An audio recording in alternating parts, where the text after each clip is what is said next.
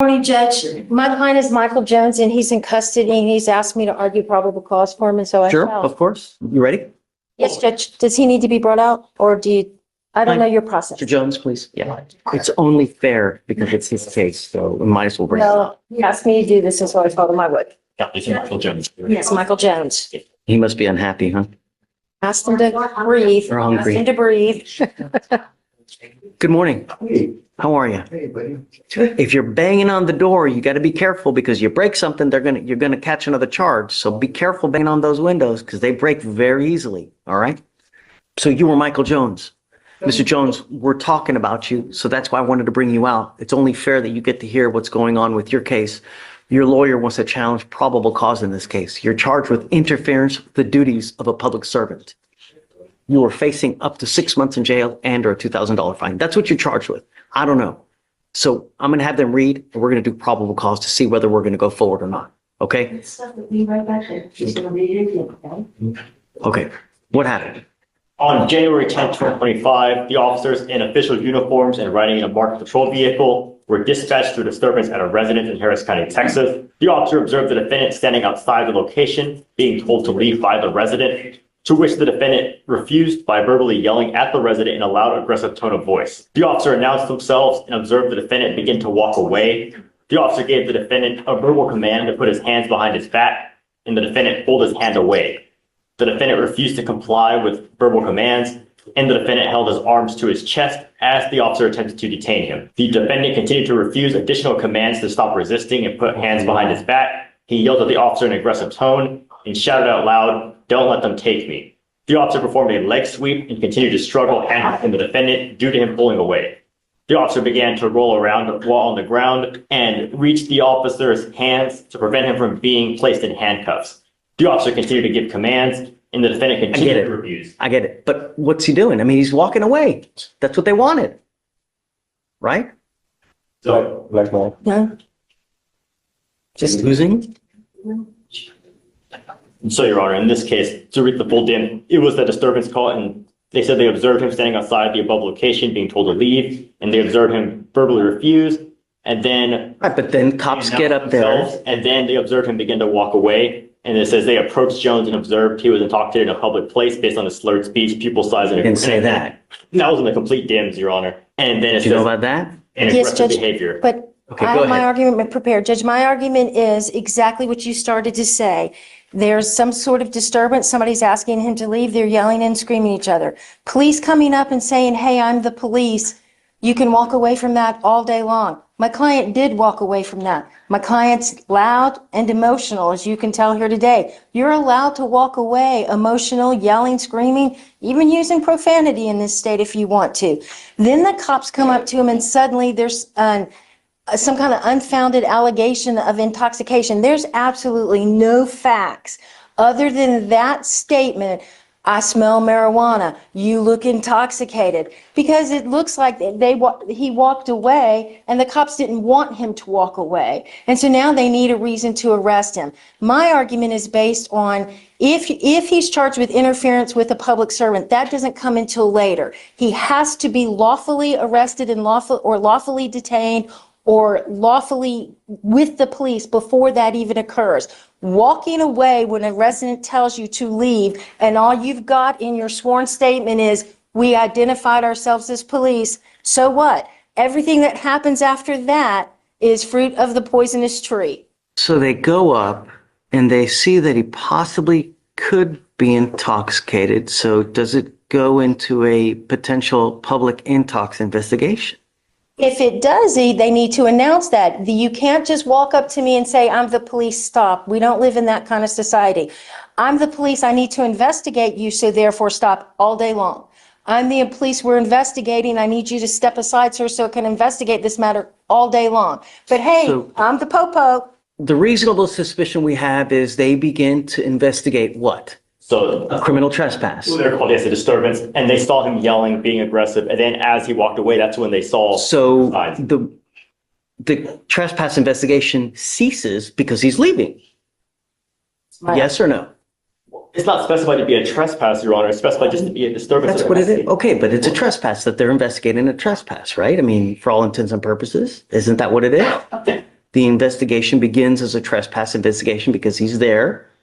Homeowners asked him to leave. He's refused to leave. So cops come and he begins to leave. So at that point, all should have ceased. But the cops go up to try to. Yes. Well, in this case, Your Honor, it would be that, yes, he attempted to leave, but once the officers arrived, so they would still need to investigate to determine if the trespass even occurred, to determine, He's leaving. He's walking. He's leaving, right? It's like, here, let me come and mess with you more, That would only. right? So it's like adding fuel to a fire.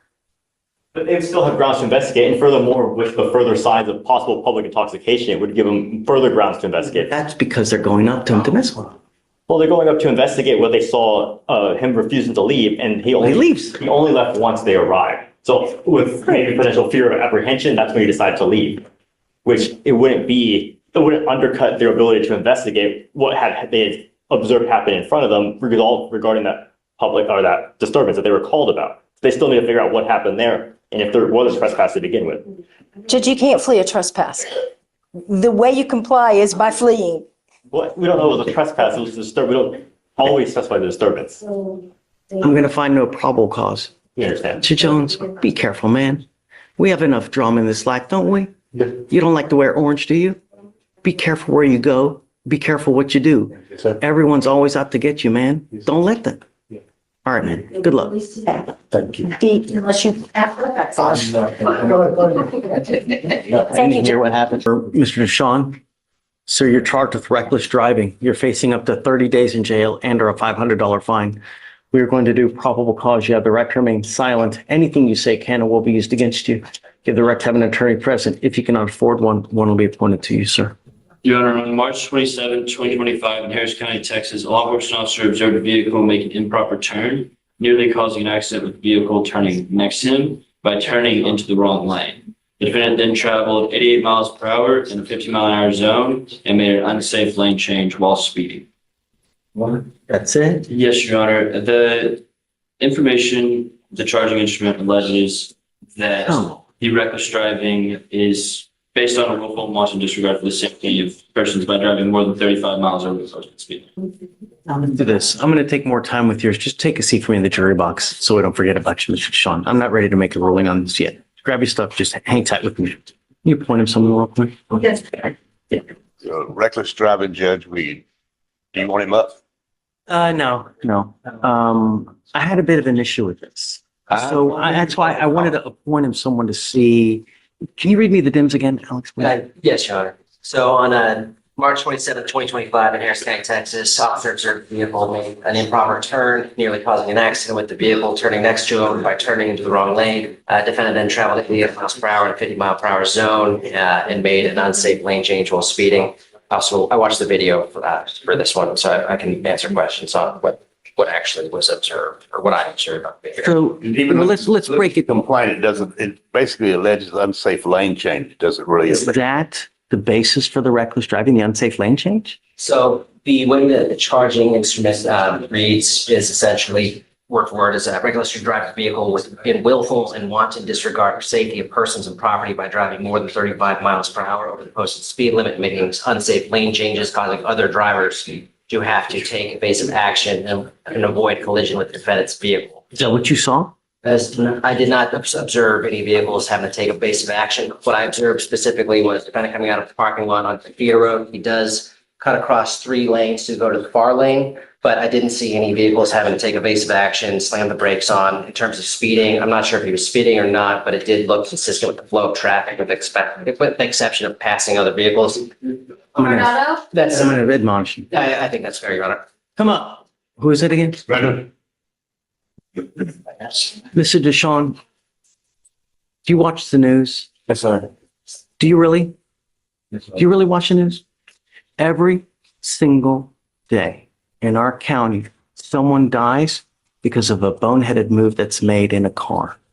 Every single day, not just one, multiple lives are taken on our streets just because people drive in such a manner that they end up killing someone. Yours is not the worst, and I'm going to find no probable cause. But be safe. You know, we're not asking for much. Don't drive unless you have a license. Don't drive unless you have car insurance. I tell you, I get so many emails every week because people, how can you help me? Because I have someone that's suing me for $50,000 because I got into an accident, a crash, and I broke their car. They literally ask me to represent them and help them because they don't know where to go to, where to turn because someone filed a lawsuit against them. If someone does that and you get a judgment against you, you're hosed. Get car insurance, and when you drive, do it in a manner that you're not going to injure or kill someone. We're not asking for much, all right? We had a conversation about that already, Judge. Be safe. It's not much. You know, if you got to get somewhere in a hurry, leave earlier, all right? All right, I'm going to find no problem causing your case, all right? Take care. Be safe. If I see you back, it's not going to go. All right, please. Thank you, Your Honor. Thanks, Alex. New charge. Okay, have you heard it yet? I mean, I've read it. Okay, that's why I wanted to know whether you've read it or not. Okay. All right, Mr. McCollum, good morning, sir. Number one, don't email me. That's not a good thing, man. Really, you know, because I'm supposed to be neutral, detached. So I don't know what happens until if it goes to trial. So just, it's okay. But just from now on, all right. So you now stand charged. You picked up a terroristic threat of a family or a household member. You're facing up to a year in jail and or a $4,000 fine. We're going to do probable cause. You have the right to remain silent. Anything you say can or will be used against you. You have the right to have an attorney present. If you cannot afford one will be appointed to you. I don't know what happened in this case. I'm just now seeing it for the first time. All I know is that you're on bond for this case, for another case, and now you picked up a new one. So let's go forward and officers were dispatched to a residence in Harris County, Texas. Complaining witness showed officers text messages ranging from May 2024 to November 2024, where the defendant sent her photos of guns and threatened to shoot the complaining witness and their child. Defendant also stated he would shoot up her house and hoped that he would hit her and the child. When is the statement that he was going to shoot up the house? Was that from May and that he's just investigating this? Because that's not a terroristic threat. But if it was an active thing where he was... Well, it was like the offense. So per the offense report, the actual offense took place on November 8th. Okay. But I believe that she showed them old text messages. Okay, so when was that statement that I'm going to shoot up the house and yada, yada? Sure, take your time. And Judge, while they're looking, it's not alleged when the statement was. Not only that, it's not reported till 3 days later. In the reviewing the text messages that have been submitted, there's not a single text message that has that specific threat in it. Well, I don't know. I mean, it's the state's burden to show, you know, I don't know, but terroristic threat has to be an immediate fear of harm.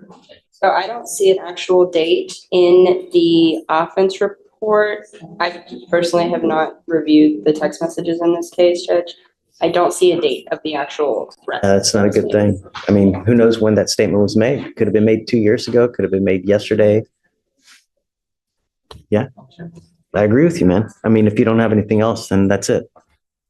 Okay, I'm going to find no probable cause. Mr. McCollum, we're not asking much, man. We want our streets to be safe. I'm going to do everything in my power to protect the streets, right? If I find that you're a problem, if they call back and it continues to happen, it's not going to go well. Life is way too short to live in a 6x9 box. There are a lot of great people in life. There's a lot of bad people in life. And if you have a relationship with a so-called person that brings out the worst in you, then don't have a relationship with this person. There's a gajillion and one fish in the sea. It's not worth it to have someone rap you so bad that you make and say things that make you go to jail. It's not worth it. Do you understand? Now, don't have contact with this person because it's just not going to end well. All right. All right. So I'm going to continue bond. I'm not going to revoke your bond on this case now because I'm finding no probable cause, but just behave. It's not hard. Be nice. All right. Okay. Judge. For sure. I'm not happy with you. You have a monitor on your ankle. It's been dead. Is it still dead now? I keep my charger with me. I keep it with me wherever I go. But my ankle monitor is messed up. They said malfunctioning, so sometimes. Felicia, tell me what's going on with Mr. McCollum now? I believe on the second, we lost service until the fifth. And then it came back on, and then on the eighth, his last court date, it went off again for about 6 hours. I reached out to get the specific times, but I haven't heard back yet on that. But it was off for a confirmed 6 hours, and we have received signals since then back. Yeah. And we send messages out to tell them to report 49 to have the device inspected as well. And if they have any issues with that, they're instructed very thoroughly to let us know. Yeah, I keep my charger really well, but I think it's something wrong with my thing because the thing got off and it gets wet when I get in the shower.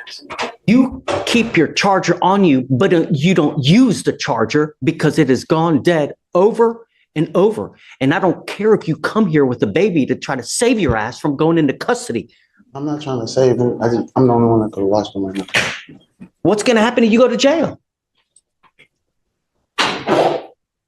These are things that you think about when you're in the free world and when you have bond conditions. Because when you break the bond conditions, what happens to you? So I did call them and tell them that I think it's a malfunction with my thing. They said they could see my signal and they give me. You repeatedly have the device that goes out. I'm going to do this. I'm going to do that. I'm going to call these people. But you are, though. The device has gone dead. 3 days over there, now 6 hours over here. What am I supposed to do? I was unaware of it being dead. I put it on the charger. She's telling me they reached out to you. No, they do. Every time they call me, I put it on the charger. They call me. They do call me and I put it on the charger. Why do they have to call you to even tell you to put it on the charger, Mr. McCollum? Sometimes I'm at school. A lot of times a day I can't charge it at school. My charger is not close to my barber station. So why can't you charge it at night when you're at home with the baby? I do. Sometimes it acts as if it's charging, but it's not charging. So it's not that I'm not trying not to charge. I do try to charge it every day. Judge, I would ask if the court would instruct him to go by 49 Sanderson today, just for them to check the device, and if there is something wrong, for them to put it. I'm putting him in jail. I don't know what you're going to do with this kid, man. I haven't done anything wrong, sir. I promise. But you have done something wrong. You've repeatedly done something wrong. But my ankle monitor, I didn't know it was dead. I promise you, I go to school every day. This is what I do. I go to school. How does the monitor let him know that it's dead? So, we send messages, and then I also see, a few times we send siren alerts to the device as well. Yeah, and then I have charge multiple dates of text messages informing the client to charge the battery. And they call me and I answer the phone and I charge it. I charge it every time they call me. I'm not making no excuse. This is what I do. I go to school every day. The reality is you tell me something, but the machine tells me something different, Mr. McCollum. That's the reality. Ask if we could get, can we get it inspected or get it checked out, please? Because I know it's not. That is what you're supposed to do at the first instance that there is a problem. I did call them and it's on record. You calling has nothing. It doesn't do anything. You have to actually go down to the place and have it serviced if it's malfunctioning. But you don't. No malfunctions with it, sir. I promise. I called them. They told me there was no malfunctions because it was going off at first when I was at school one time. I said, "What's wrong with it?" I've never been on ankle monitor before, so I said, "What's wrong?" When I called them, they said, "Do you have service to outlet?" I said, "No, but I can get." I went to a place next door to my school and I tried to charge, and they said they still not getting signal from me.